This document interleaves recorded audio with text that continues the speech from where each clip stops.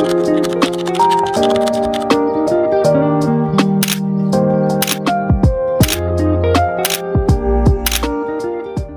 guys! Welcome back to my channel. This is me, Ram of Ram De Leon Vlogs. And ayun, for today's video, no, today is Sunday. So samahan nyo kami magsimba ni Carlo.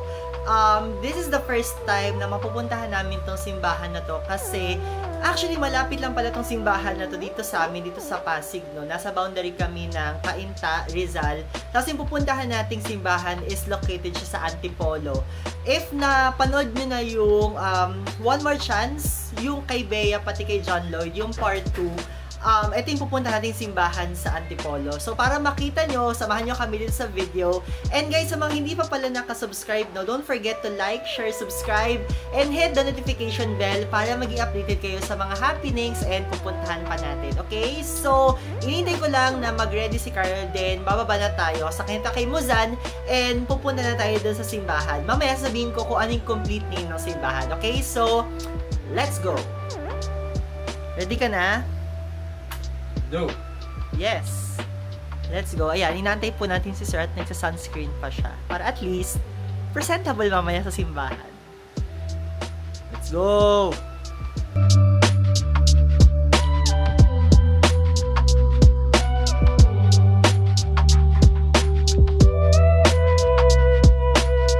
So, nakababa na kami dito sa condo and sana hindi magtuloy-tuloy yung ulan kasi kanina medyo malakas yung ulan. Ngayon, medyo ambo na lang. So, hi Muzan! Sakay na tayo kay Muzan. Let's go!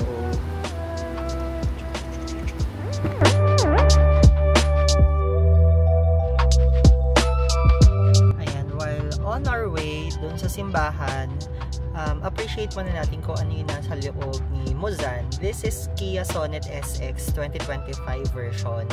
So, I'm sorry na. Oh, model daw, sabi ni Carlo. Ayan. So, ito yung infotainment. So, ang color nito ay piano black ba? Tama? Oo. Basta parang ganun yung sinabi dati sa review. So, yan. So, ito yung infotainment. So, pwede kayong mag-Apple Play or mag-Android Auto. Oh, ano? So, either or, pwedeng Android or Apple, pwede nyo na i-connect siya dito sa infotainment. Yan, yung nag-ingay is yung itong DD5 natin. So, wireless na siya. So, kapag kunyari mag-grab kayo or, sorry, mag-Waze pala. Yan, for example, ito, papunta kami dun sa simbahan. Kita nyo na agad. Tapos, yung nandoon, ano tawag din ulit dito? Instrument cluster daw yung tawag dyan. Or kung meron pang mas maikli na term, comment down below guys. Pero yon, digital siya kasi yung ibang mga cars parang analog pa yung nandito. So ito, ano na siya, full digital na siya. So makikita niyo dyan kung nakakailang kilometers per hour, yung gas and everything. Actually, hindi naman talaga to car vlog, no? Nagmamagaling lang tayo dito sa vlog natin para at least ma-feature natin tong si Kia Sonet SX 2025. Tapos, ayan. So, ito naman yung sa may bandang aircon. So, may mga buttons dyan. Actually, dito sa driving wheel, yeah, may mga buttons na din na pwede siyang pindutin para hindi na niya pinipindot itong mga nandito sa baba ng infotainment. Tapos yung aircon. Tapos, yan, nakabili din kami ng pabango dito sa car para at least may ibang amoy dito sa loob. Tapos, ayun na. Ito yung sa may carless or basta wireless or basta. Dito nag-charge ng phone si Carlo kapag kunyari bumabiyahe kami. Oops. Car. Okay. So, back to the main topic. So, yan. Wireless charging to. Tapos, kapag may mga cords din naman kayo na, let's say, dala, meron ditong USB-C. Hindi ko alam yung tawag dito, ha? Pero yan, yung parang luma, USB-A ata to. Tapos, ito yung parang pang lightning. Hindi pa pang lightning. Yung bago na to, na USB. Tapos, meron tayong 12 volts na socket dyan. Tapos, ayan, mga barya. Tapos, ito na yung sa brake, sa drive. Ayun lang. Yun lang yung mapapakita ko ngayon dito sa loob ni Kia Sonet SX.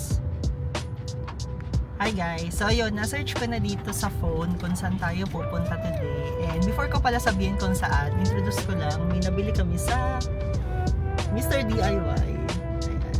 Black Cat. Hello!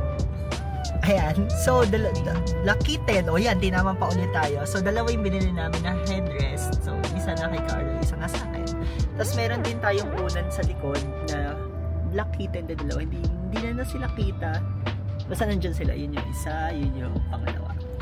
Okay, so back to the topic, no? So yung name ng simbahan na pupuntahan natin today is Immaculate Heart of Mary. Nasa Diocese of Antipolo siya. So if you are familiar dun sa first part ng A Second Chance, hindi One More Chance. Yung first part ng A Second Chance, sila Popoy and Basha, yun yung altar na famous kung saan sila nag-antay. Hindi ko na i-spoil, pero for sure naman alam nyo naman na kung ano yung story ng A Second Chance. So ilagay ko yung image or clip dito for everyone's reference. And pagdating naman natin doon, papakita ko rin sa inyo kung ano yung itsura ng vicinity, pati nung mismong itsura ng simbahan. Okay? Bye-bye!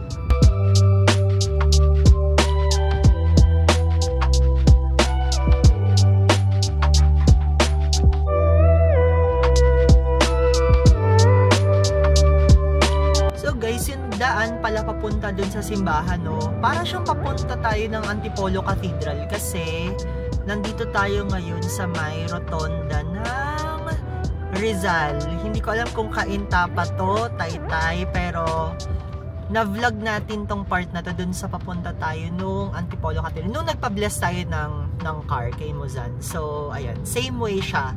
Paakyat ng Antipolo.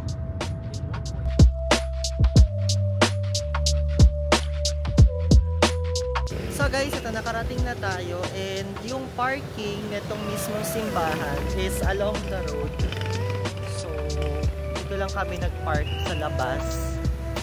Papakita ko sa inyo kung ano yung itsura nitong nilalakaran namin. Ito siya. Yan.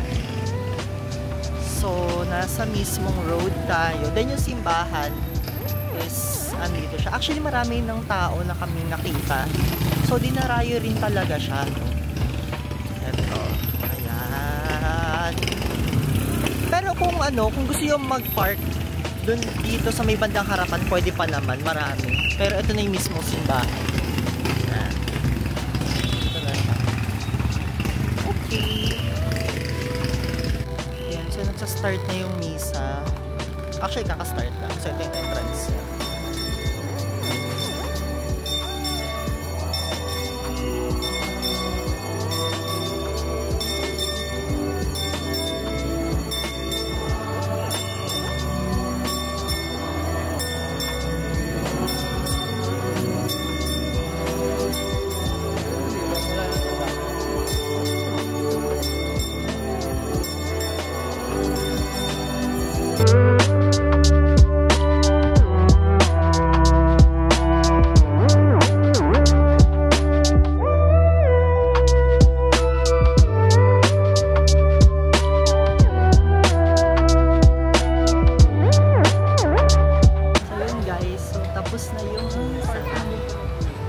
Parking din dun sa gilid. Actually, nakapark kami dun sa labas. So, ayun. Ito yung itsura ng mismong simbahan. So, ayun. Mabalik ka tayo kay Muzan.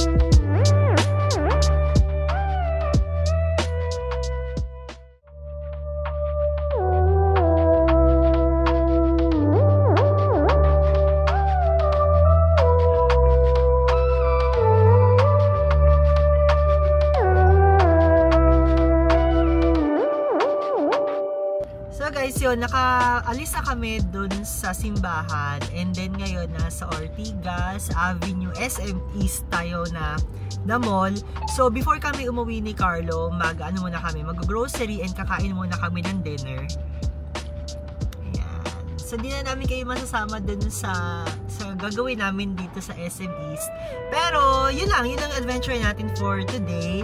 So, if ever kami mga recommended pa kayong gusto nating puntahan, kakainan and all. So, always, don't forget to like, share, subscribe, and hit the notification bell para maging updated ka pa rin sa mga gagawin pa natin and mga gala pa natin in the future kasama si Muzan. Okay, so again, this is Ram of Ram De Leon Vlogs together with Carlo. Bye!